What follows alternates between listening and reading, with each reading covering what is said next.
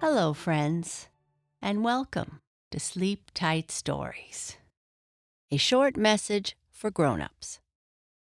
I would like to invite you to subscribe to Sleep Tight Premium with extra bedtime stories, mindfulness activities, and sound and music for sleep. Sleep Tight Premium helps make your sleep tight routine easier, and the kids will love the shout-outs and birthday messages. Visit sleeptightpremium.com to start your free trial. Thank you.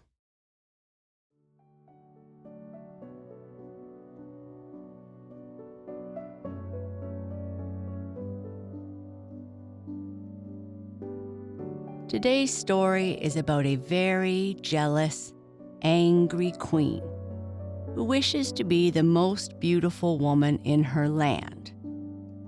Whenever another beautiful girl comes along, she sends them away. The Princess of the Flowery Isles is a kind, well-educated girl who also happens to be very beautiful. And when she is presented to the Queen of all the Isles, she is very angry and sends the princess away. The story of the Queen of the Flowery Isles. There once lived a queen who ruled over the Flowery Isles, whose husband, to her extreme grief, had died a few years after their marriage. On being left a widow, she devoted herself almost entirely to the education of her two charming princesses, her only children. The elder of them was so lovely that as she grew up, her mother greatly feared she would excite the jealousy of the queen of all the Isles, who prided herself on being the most beautiful woman in the world, and insisted on all rivals bowing before her charms. In order the better to gratify her vanity, she had urged the king, her husband, to make war on all the surrounding islands. And as his greatest wish was to please her, the only conditions he imposed on any newly conquered country was that each princess of every royal house should attend his court as soon as she was 15 years old, and do homage to the terrific beauty of his queen. The Queen of the Flowery Isles was aware of this law, was fully determined to present her daughter to the proud queen as soon as her 15th birthday was passed. The queen herself had heard a rumor of the young princess's great beauty, and awaited her visit with some anxiety, which soon developed into jealousy. For when the interview took place, it was impossible not to be dazzled by such radiant charms, and she was obliged to admit that she had never beheld anyone so exquisitely lovely. Of course, she thought in her own mind, excepting myself, for nothing could have made her believe it possible that anyone could outshine her. But the unspoken admiration of the entire court soon undeceived her and made her so angry that she pretended to be sick and retired to her own rooms so as to avoid witnessing the princess's triumph. She also sent word to the Queen of the Flowery Isles that she was sorry not to be well enough to see her again, and advised her to return to her own states with the princess, her daughter. This message was entrusted to one of the great ladies of the court, who was an old friend of the Queen of the Flowery Isles, and who advised her not to wait to take a formal leave, but to go home as fast as she could. The queen was not slow to take the hint and lost no time in obeying it. Being well aware of the magic powers of the angry, jealous queen, she warned her daughter that she was in some great danger if she left the palace for any reason whatsoever during the next 6 months. The princess promised obedience, and no pains were spared to make the time pass pleasantly for her. The 6 months were nearly at an end, and on the very last day, a splendid celebration was to take place in a lovely meadow quite near the palace. The princess, who had been able to watch all the preparations from her window, begged her mother to let her go as far as the meadow. And the queen, thinking all risk must be over, agreed and promised to take her there herself. The whole court was delighted to see their much-loved princess finally free, and everyone set off in high spirits to join in the celebration. The princess, overjoyed at being once more in the open air, was walking a little in advance of her party when suddenly the earth opened under her feet and closed again after swallowing her up. The queen fainted away, and the younger princess burst into floods of tears and could hardly be dragged away from the very spot, while the court was overwhelmed at such a great disaster. Orders were given to dig into the earth to a great depth, but in vain. Not a trace of the vanished princess was to be found. She sank right through the earth and found herself in a desert place with nothing but rocks and trees, and no signs of any human being. The only living creature she saw was a very pretty little dog, who ran up to her and at once began to rub against her. She took him in her arms, and after playing with him for a little, put him down again. When he started off in front of her, looking round from time to time as though begging her to follow, she let him lead her on and presently reached a little hill, from which she saw a valley full of lovely fruit trees, bearing flowers and fruit together. The ground was also covered with fruit and flowers, and in the middle of the valley rose a fountain surrounded by a velvety lawn. The princess went quickly to this charming spot, and sitting down on the grass, began to think over the bad luck which had befallen her, and burst into tears as she reflected on her sad condition.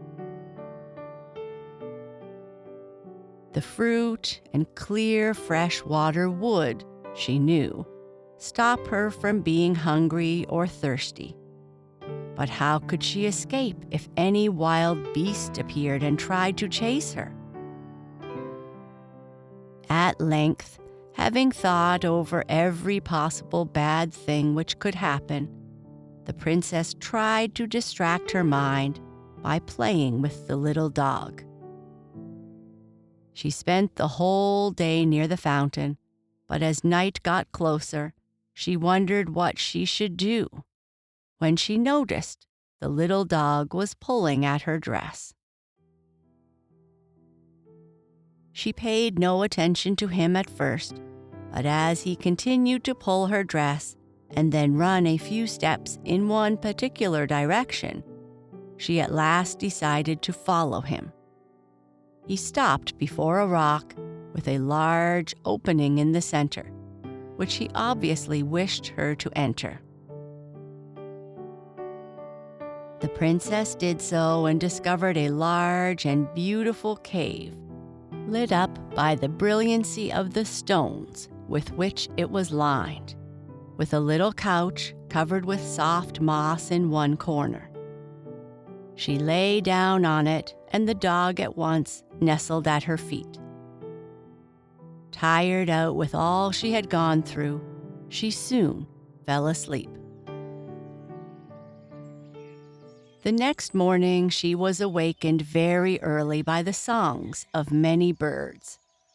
The little dog woke up too and sprang round her in his most caressing manner. She got up and went outside, the dog as before running on in front and turning back constantly to take her dress and draw her on. She let him have his way, and he soon led her back to the beautiful garden where she had spent part of the day before.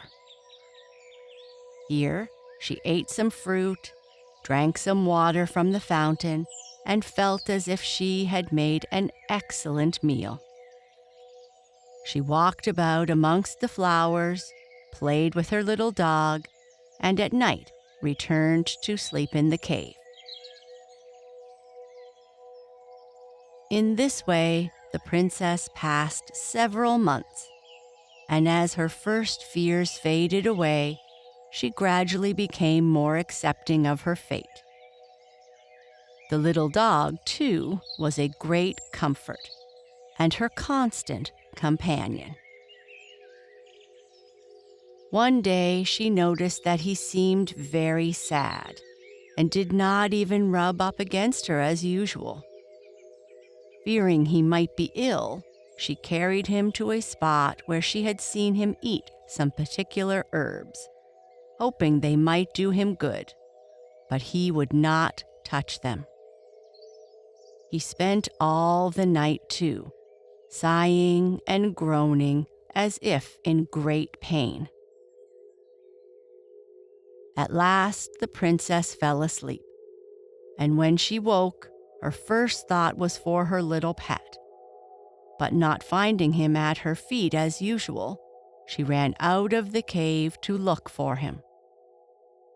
As she stepped out of the cave, she caught sight of an old man who hurried away so fast that she had barely time to see him before he disappeared. This was quite a surprise, and almost as great a shock as the loss of her little dog, who had been so faithful to her ever since the first day she had seen him. She wondered if he had strayed away, or if the old man had taken him. Thinking all kinds of thoughts and fears, she wandered on, when suddenly she felt herself wrapped in a thick cloud and carried through the air.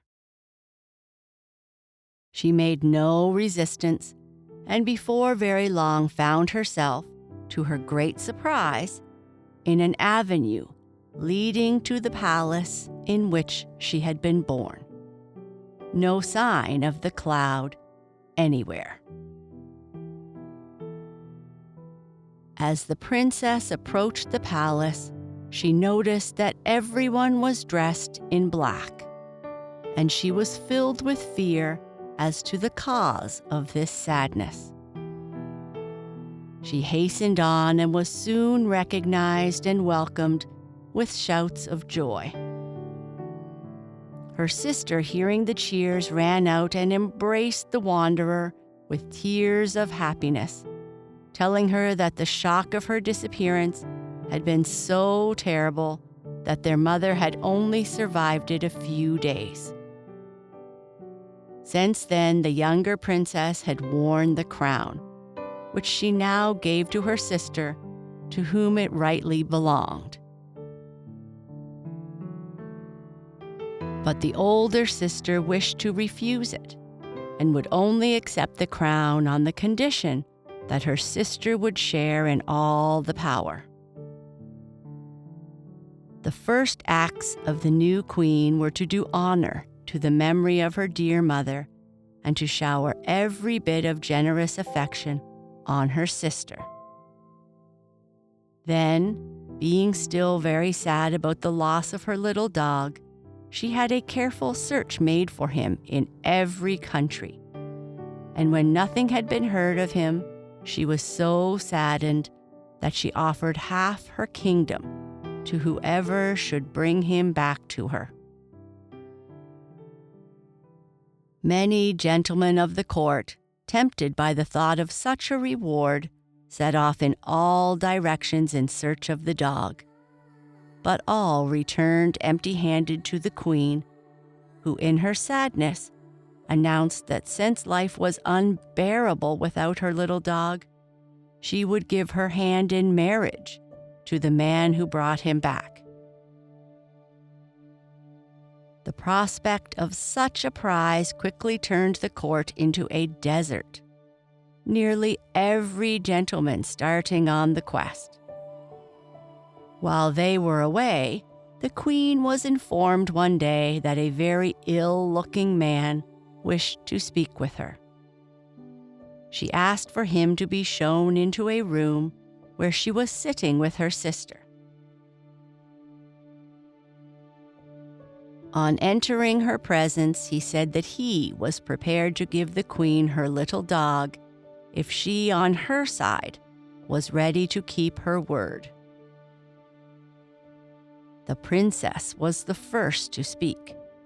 She said that the queen had no right to marry without the consent of the nation, and that on such an important occasion, the General Council must be summoned. The queen could not argue against this statement, but ordered an apartment in the palace to be given to the man, and demanded that the council meet on the following day. Next day, accordingly, the council gathered, and by the princess's advice, it was decided to offer the man a large sum of money for the dog, and should he refuse it, to banish him from the kingdom without seeing the queen again. The man refused the price offered and left the hall. The princess informed the queen of what had passed, and the queen approved of it, but added that as she was her own person, she had made up her mind to give up her throne and to wander through the world till she had found her little dog. The princess was much alarmed by such a decision and begged the queen to change her mind. While they were discussing the subject, one of the chamberlains appeared to inform the queen that the bay was covered with ships. The two sisters ran to the balcony and saw a large fleet in full sail for the port. In a little time, they came to the conclusion that the ships must come from a friendly nation, as every vessel was decked with colorful flags and streamers, and the way was led by a small ship flying a great white flag of peace. The queen sent a special messenger to the harbor and was soon informed that the fleet belonged to the Prince of the Emerald Isles, who begged permission to land in her kingdom and to present his humble respects to her. The queen at once sent some of the court dignitaries to receive the prince and bid him welcome. She waited for him seated on her throne, but rose when he came in and went a few steps to meet him, then asked him to be seated, and for about an hour kept him in conversation. The prince was then taken to a splendid suite of apartments, and the next day he asked for a private meeting. He was admitted to the queen's own sitting room, where she was sitting alone with her sister. After the first greetings, the prince informed the queen that he had some very strange things to tell her, which only she would know to be true. "Madam," he said, I am a neighbor of the Queen of all the Isles, and a small, narrow piece of land connects part of my land with hers. One day, when hunting a stag, I had the misfortune to meet her, and not recognizing her, I did not stop to greet her with all proper ceremony. You, madam, know better than anyone how mean she is, and that she is also a woman of magic. I learned both. The ground opened under my feet, and I soon found myself in a far distant region, changed into a little dog, under which shape I had the honor to meet your majesty. After 6 months, the queen's anger not being yet satisfied, she changed me into an old man. And in this form, I was so afraid of being unpleasant in your eyes that I hid myself in the depths of the woods, where I spent 3 months more.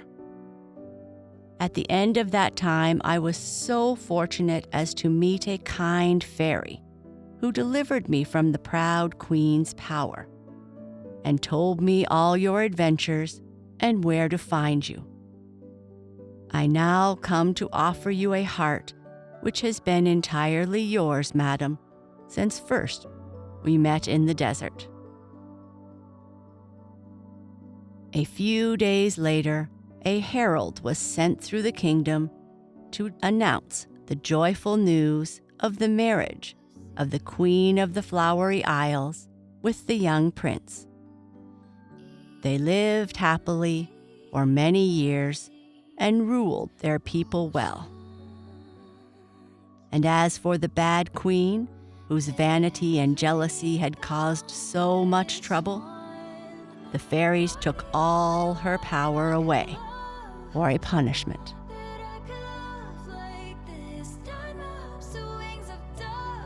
Good night. Sleep tight.